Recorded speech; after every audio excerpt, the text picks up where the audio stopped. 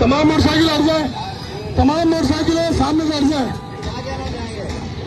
बिस्मिल्लाहिर्रहमानिर्रहीम जी, देखे हैदराबाद कप्तान का है, हैदराबाद हमेशा कप्तान का रहा है। हैदराबाद ने आज भी सपोर्ट किया है कि जब भी कप्तान बुलाएगा हैदराबाद सबसे पहले कप्तान की आजादी के लिए, कप्तान को आजाद करने के लिए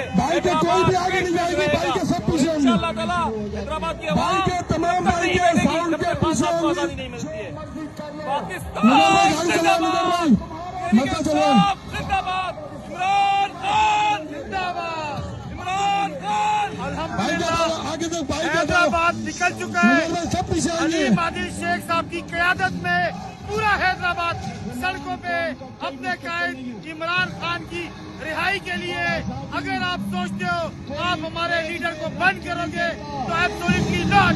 इंशाअल्लाह इमरान खान अनकरीब रिहा होगा। ये तहरीक